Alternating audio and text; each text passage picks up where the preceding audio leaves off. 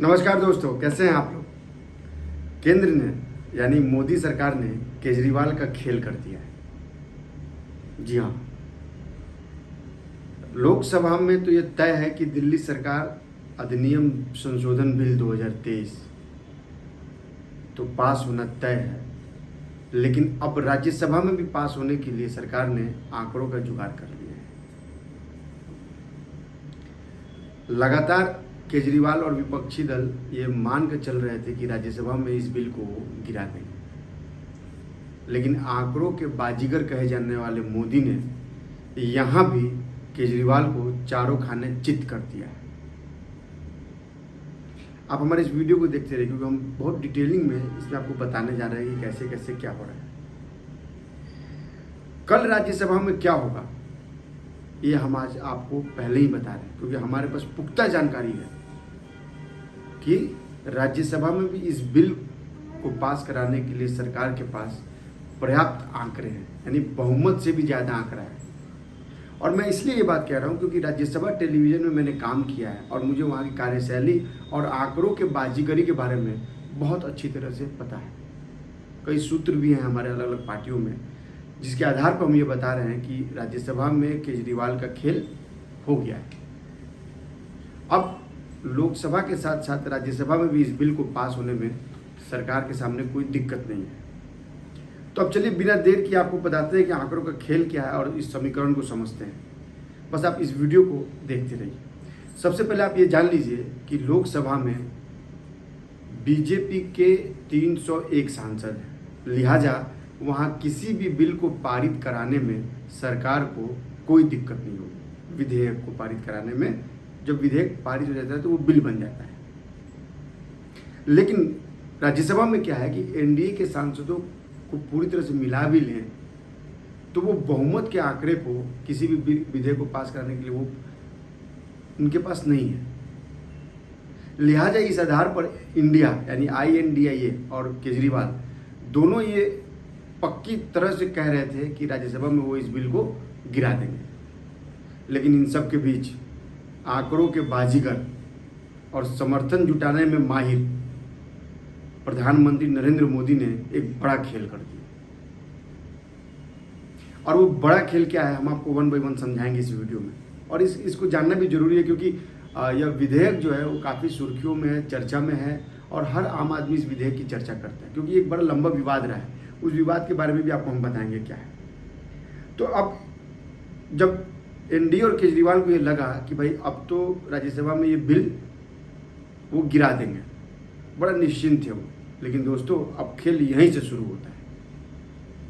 यहीं से सरकार ने एक ऐसा खेल कर दिया जिसके बाद केजरीवाल और इंडिया विपक्षी दल जो जिनके गठबंधन का नाम INDIA है, जिसको लेकर इनमें बड़ा जोश है, वो अचानक उनका जोश जो है वो ठंडा पड़ गया है, वो धाराशायी हो गए। कैसे जरा समझते हैं आप। आंकड़ों के खेल को जरा समझिए कि बीजेपी के फेवर में कैसे ये गणित का समीकरण जो है वो जा रहा है। वर्तमान में राज्यसभा में सांसदों की संख्या 237 है। इस आधार पर सरकार को राष्ट्रीय राजधानी क्षेत्र दिल्ली सरकार संशोधन विधेयक 2023 को पारित कराने के लिए कम से कम 119 सांसदों की जरूरत पड़ेगी और इनका समर्थन हासिल करना पड़ेगा। अगर सभी 237 सांसद उपस्थित होकर वोटिंग करते हैं तो, लेकिन सरकार ने सामान्य बहुमत से ज़्यादा यानी 119 से भी ज़्यादा, ध्यान दीजिएगा 119 से भी ज़्यादा 128 सांसदों का समर्थन हासिल कर लिया है। 128 सांसदों का समर्थन का मतलब बिल को पारित कराने में सरकार के सामने कोई दिक्कत नहीं आने वाली है। अब जरा एक और चीज़ समझ लेते हैं कि राज्यसभा में बीजेपी के 92 सांसद हैं, 92 सांसद हैं।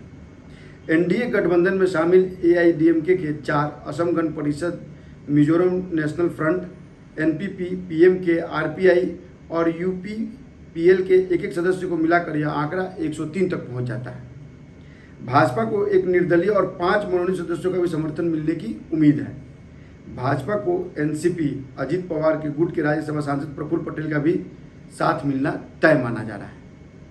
लेकिन इन सब के गणना के आधार पर भी नहीं लग रहा था कि यह राज्यसभा में बिल के लिए बहुमत का जो जादुई आंकड़ा है वो बीजेपी अपने पास ले पाएगी। इसके बावजूद भी देखिए, मैं वही बात कर रहा हूँ, इसके बावजूद भी अगर इन लोगों को जोड़ दें हम तो कितना आंकड़ा आता है, 110 तक ही पहुंच पाता है। लेकिन वाईएसआर कांग्रेस और बीजू पटनायक ने भाजपा सरकार की मुश्किलों को आसान कर दिया गया। यहीं बड़ी खेल है, यहीं बड़ा खेल हो गया है। यहीं से केजरीवाल सरकार और जो है विपक्ष जो है वो चारों खाने चित हो गई। अब देखते जाइए आगे, दोनों दलों ने इस बिल पर सरकार का साथ देने की घोषणा कर दी गई। अब क्या हो गया कि जब इन दोनों ने घोषणा कर दी तो क्या हो गया कि इनके राज्यसभा में 9 सांसद हैं, तो 9 18 हो गया, और 9 18 मतलब 110 प्लस 18 128 सांसद। अब जो है वो संख्या 128 पहुंच गई। बीजेपी बड़ा निश्चिंत है कि राज्यसभा में भी अगर ये बिल पेश किया जाएगा, लोकसभा में पेश पारित होने के बाद इसको राज्यसभा में पेश किया जाएगा, तो जाहिर सी बात है वहाँ भी इसके पास बहुमत है और सरकार को ये बिल आराम से सरकार ये बिल पारित करा लेगी। आपको हम बता दें कि इस बिल को लेकर जब आज कांग्रेस में जब इसको लोकसभा में पेश किया गया तो इसको लेकर कांग्रेस और बाकी दलों ने ज़बरदस्त बवाल काटा और कहा कि ये संघीय ढांचा के खिलाफ है। देश के राज्य को उसका अधिकार मिलना चाहिए कि वो अपने अधिकार का इस्तेमाल कर सके। दरअसल क्या है कि दिल्ली में ये जो दिल्ली राष्ट्रीय राजधानी दिल्ली सरकार संशोधन जो किया जा रहा है, जिस नियम को संशोधित किया जा रहा है 2023 के इस संशोधन में क्या है कि दिल्ली सरकार में अधिकारियों के ट्रांसफ़र पोस्टिंग, उसको लेकर यह बात बड़े दिनों से विवाद में था कि भाई दिल्ली सरकार कह रही थी कि अधिकारियों का ट्रांसफ़र पोस्टिंग अधिकार उसके पास हो, जबकि राज्यपाल कह रहे थे, यानी जो यहाँ के राज्यपाल होते हैं वो ये कह रहे थे कि उसका अधिकार राज्यपाल के पास है, उसके लिए इसमें उनकी सहमति के बिना यह नहीं कर सकता है। इसी को लेकर यह बात सुप्रीम कोर्ट में गया। सुप्रीम कोर्ट ने दिल्ली सरकार के हक में फैसला दे दिया था